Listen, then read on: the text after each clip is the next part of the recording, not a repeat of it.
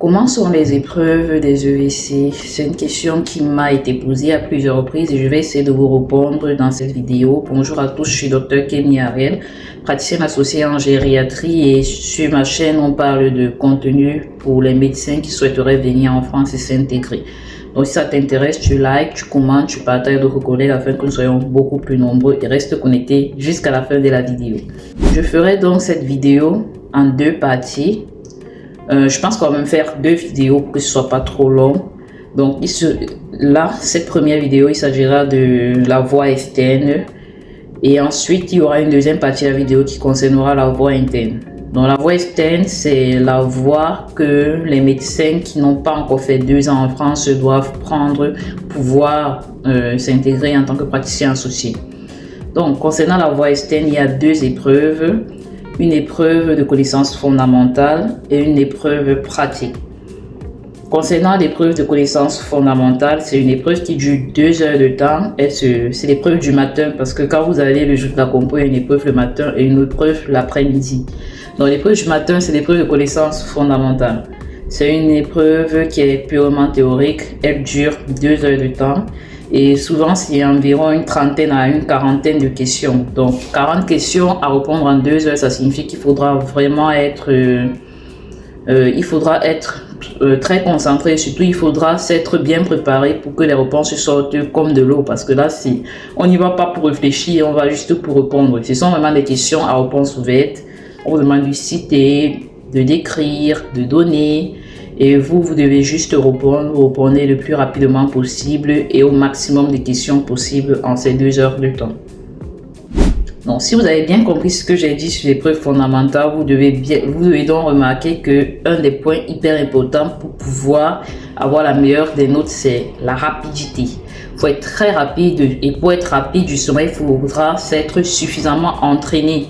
Parce que lorsqu'on s'est entraîné assez, quand on arrive, ça coule. On met juste en fait, on n'est pas là pour réfléchir. Le but de cette épreuve, c'est de vider tout ce qu'on a appris. Là, c'est pas pour réfléchir, c'est juste pour donner la réponse.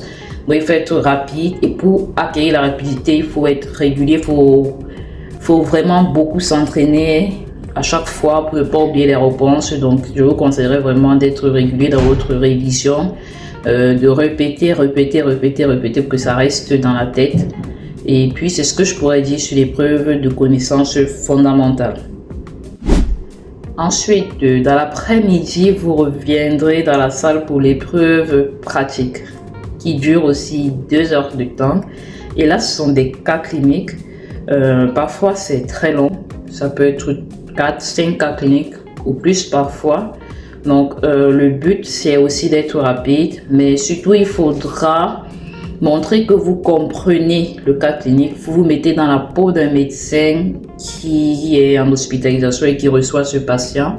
Et là, on juge vraiment votre raisonnement clinique. Parce que les réponses aux questions, en tout cas pour quelqu'un qui s'est bien préparé, la réponse coule. Maintenant, le but de cette épreuve, c'est vraiment de juger comment vous raisonnez. Donc là, il y a les mots-clés qui comptent énormément. Donc, à chaque réponse, il vérifie et si vous mettez les mots-clés, vous avez des points pour ces mots-clés.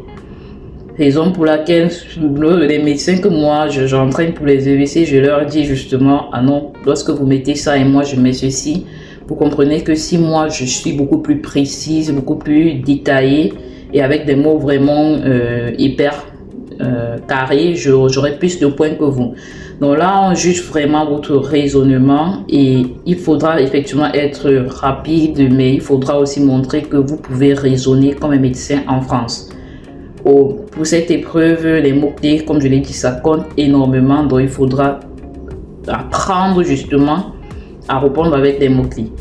Et quoi de mieux qu'une préparation bien faite pour cela?